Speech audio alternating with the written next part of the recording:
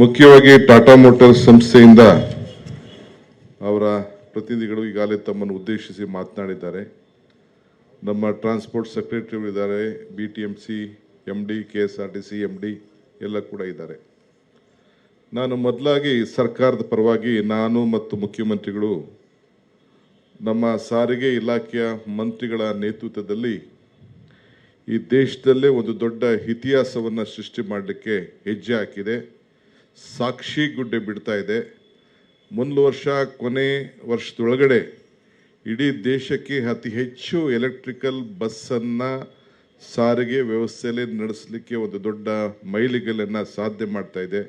ಅದಕ್ಕೆ ನಮ್ಮ ರಾಜ್ಯದ ಸರ್ಕಾರದ ಪರವಾಗಿ ನಮ್ಮ ಜನತೆ ಪರವಾಗಿ ಅವರೆಲ್ಲ ನಾಯಕ ಮಂತ್ರಿಗಳು ಮತ್ತು ಅವರ ಎಲ್ಲ ಸಿಬ್ಬಂದಿಯವರಿಗೆ ಅಭಿನಂದನೆ ಸಲ್ಲಿಸಲಿಕ್ಕೆ ನಾನು ಬಯಸ್ತಾ ಇದ್ದೇನೆ.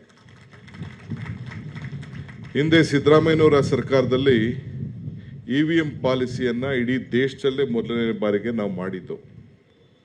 ಆ EVM ಪಾಲಿಸಿ ಮಾಡಿದಾಗ ಕೆಲವರು ನಗ್ತಾ ಇದ್ರು, ಏನಿದು ಎಲೆಕ್ಟ್ರಿಕಲ್ ವೆಹಿಕಲ್ ಮೋಟಾರ್ ಪಾಲಿಸಿ ಹೊಸದಾಗಿ ಮಾಡ್ತಾ ಇದ್ದಾರಲ್ಲ ಕರ್ನಾಟಕದಲ್ಲಿ ಅಂತ ನಮ್ಮನ್ನು ಅನೇಕ ದೇಶದಲ್ಲಿ ಚರ್ಚೆ ಮಾಡ್ತಾ ಇದ್ರು. ಸೊ ಆಗಾಗ ಕೆಲವು ಪ್ಲಗ್ ಪಾಯಿಂಟ್ಗಳನ್ನೆಲ್ಲ ನಮ್ಮ ಕೆಲವು ಮಾಲ್ಗಳಲ್ಲಿ ಕೆಲವು ಜಾಗದಲ್ಲೆಲ್ಲ ಮಾಡಿ ಪ್ರಯತ್ನ ಮಾಡ್ತಾ ಇದ್ರು.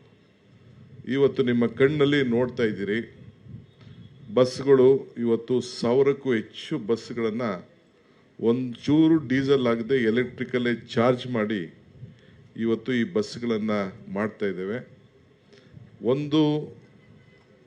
ಎಲ್ಲ ಬಸ್ಗಳು ಕೂಡ ಇವತ್ತು ಎಮಿಷನ್ ಇಲ್ಲದೆ ಇವತ್ತು ದೆಹಲಿಲಿ ಯಾವ ರೀತಿ ಬಸ್ಗಳನ್ನು ವಾಹನಗಳನ್ನು ಡೀಸೆಲ್ ವಾಹನಗಳನ್ನು ನಮ್ಮದೇ ವಾಹನಗಳನ್ನು ನಿಲ್ಲಿಸ್ಬಿಟ್ಟಿದ್ರು, ಅಲ್ಲೆಲ್ಲ ನಮ್ಮ ಪ್ರೈವೇಟ್ ವಾಹನಗಳು ಕೂಡ ನಿಲ್ಲಿಸ್ಬಿಟ್ಟಿದ್ರು, ಅಷ್ಟು ಪೊಲ್ಯೂಷನ್ನು.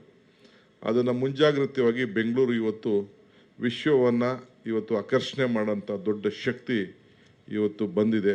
ಸ್ಮಾರ್ಟ್ ಸಿಟಿ ಯೋಜನೆ ಅಡಿಯಲ್ಲಿ 100 ಬಸ್ಸು ಈಗಾಗಲೇ ನಾವು ಕೂಡ ಅವ್ರಿಗೆ ಬೆಂಬಲವಾಗಿ ನಿಂತ್ಕೊಂಡಿದ್ದೇವೆ. ಇವತ್ತು ಇಡೀ ದೇಶ ನಾವು ಪೊಲ್ಯೂಷನ್ ಬಗ್ಗೆ ನಾವು ಚಿಂತನೆ ಮಾಡಬೇಕಾಗಿದೆ. ಉತ್ತಮವಾದಂಥ ಆರೋಗ್ಯವನ್ನು ಕೊಡಲಿಕ್ಕೆ ಸರ್ಕಾರ ಶಕ್ತಿ ಯೋಜನೆ ತಂದು ಈಗಾಗಲೇ ರಾಮಲಿಂಗಾರೆಡ್ಡಿಯವರು ಎಷ್ಟು ಜನ ಮಹಿಳೆಯರು ಉಚಿತವಾಗಿ ಪ್ರಯಾಣ ಮಾಡಿ ಈ ನಮಗೆ ಸರ್ಕಾರಕ್ಕೆ ಲಾಸ್ ಆಗ್ತಾ ಇರ್ಬೋದು, 1,000-2,000-3,000 ಕೋಟಿ ಈಗ ನಾವು ಕೊಟ್ಟಿರ್ಬೋದು. ಬಟ್ ಈ ದುಡ್ಡಿಂದ ಈ ಫ್ರೀ ಕೊಟ್ಟಿರೋದ್ರಿಂದ ಪ್ರತಿಯೊಂದು ದೇವಸ್ಥಾನಗಳಿಗೆ, ಊರುಗಳಿಗೆ, ಮನೆಗಳಿಗೆ ಸಂಬಂಧಗಳು ಕರ್ಕೊಂಡು ಎಕನಾಮಿಕ್ ರೆವಲ್ಯೂಷನ್ ಆಗ್ತಾ ಇದೆ. ಅಂಗಡಿಗಳಲ್ಲಿ, ಹೋಟ್ಲುಗಳಲ್ಲಿ ವ್ಯಾಪಾರ ವಹಿವಾಟ ಎಲ್ಲ ಕೂಡ ಜಾಸ್ತಿಯಾಗಿ ಸಾಯಿಬಾಬಾ ಅವರು ಒಂದು ಕಡೆ ಒಂದಿನ ಒಂದು ಮಾತು ಹೇಳಿದ್ರು, ದುಡ್ಡು ಬ್ಲಡ್ಡು ಎರಡು ಸರ್ಕ್ಯುಲೇಟ್ ಆಗಬೇಕು ಅಂತ. ಬ್ಲಡ್ ಒಂದು ಕಡೆ ಇದ್ಬಿಟ್ರೆ ಇನ್ಕಮ್ ಟ್ಯಾಕ್ಸು, ಸೇಲ್ ಟ್ಯಾಕ್ಸು, ಕುಡಿಕೆಯಲ್ಲಿ ಕಳ್ಳರು ಪಲ್ಟೆಲ್ಲ ಸೇರ್ಕೊಬಿಡ್ತಾರಂತೆ. ಹಂಗೆ ದುಡ್ಡು ಒಂದು ಕಡೆ ಸೇರಿಕೊಂಡ್ರೆ ಬ್ಲಡ್ ಸೇರಿದ್ರೆ ಒಂದು ಕಡೆ ಇದ್ದರೆ ಆರೋಗ್ಯ ಕೆಡ್ತದಂತೆ, ದುಡ್ಡಿದ್ರೆ ಇವರೆಲ್ಲ ತಗೊಳಕೊಳ್ತಾರೆ. ಹಂಗೆ ಸಮಾಜದಲ್ಲಿ ಸರ್ಕ್ಯುಲೇಷನ್ ಆಗಬೇಕು. ಅದರಿಂದ ನಮ್ಮ ಹೆಣ್ಮಕ್ಳು ಯಾರು ಕೂಡ ಎಲ್ಲ ಬಡವರು ಹೆಣ್ಮಕ್ಳು ಟ್ರಾವೆಲ್ ಮಾಡೋರು, ಮಧ್ಯಮ ವರ್ಗದವ್ರು ಟ್ರಾವೆಲ್ ಮಾಡೋರು, ಅವರ ಕುಟುಂಬದವ್ರು ಕರ್ಕೊಂಡು ಇವತ್ತು ಎಲ್ಲ ಕಡೆ ಫ್ರೀಯಾಗಿ ಭಾಳ ಸಂತೋಷ. ನಾನು ಸರ್ವೆ ಮಾಡಿಸಿದ್ದೀನಿ. ಸರ್ವೆ ಮಾಡಿಸಿದ್ರಲ್ಲಿ 92% ಹೆಣ್ಮಕ್ಳು ಎಲ್ಲರೂ ಕೂಡ ಒಂದು ವಿಶೇಷವಾದಂಥ ಯೋಜನೆ ತಮಿಳ್ನಾಡಲ್ಲಿ ಬರೀ ಟೌನಲ್ಲಿ ಮಾತ್ರ, ಚೆನ್ನೈ ಸಿಟಿಲಿ ಮಾತ್ರ ಫ್ರೀಯಾಗೆ ಕೊಡ್ತಾಯಿದ್ರು. ಬಟ್ ನಾವು ಈ ಶಕ್ತಿ ಯೋಜನೆಯನ್ನು ಪ್ರಾರಂಭ ಮಾಡಿ ಇಡೀ ರಾಜ್ಯದ ಮೂಲೆ ಮೂಲೆಯಲ್ಲೂ ಕೂಡ ಹೆಣ್ಮಕ್ಳು ಫ್ರೀಯಾಗಿ, ವಿದ್ಯಾರ್ಥಿಗಳು ಫ್ರೀಯಾಗಿ ಹೋಗಲಿಕ್ಕೆ ಪ್ರಥಮವಾಗಿ ಮಾಡಿದಂಥ ಒಂದು ಐತಿಹಾಸಿಕ ತೀರ್ಪನ್ನು ತೆಗೆದುಕೊಂಡೋದಕ್ಕೆ ಬೇರೆ ರಾಜ್ಯಗಳು ಕೂಡ ನಮ್ಮನ್ನು ಗಮನಿಸಿಟ್ಕೊಂಡು ಒಂದು ಮಾದರಿಯಾಗಿ ಮಾಡಿದ್ದಾರೆ. ನಾನು ನೆನ್ನೆನೋ ಇವತ್ತು ನಮ್ಮ ಪ್ರೈಮ್ ಮಿನಿಸ್ಟರ್ ಅಡ್ವರ್ಟೈಸ್ಮೆಂಟ್ ಕೂಡ ನೋಡಿದೆ.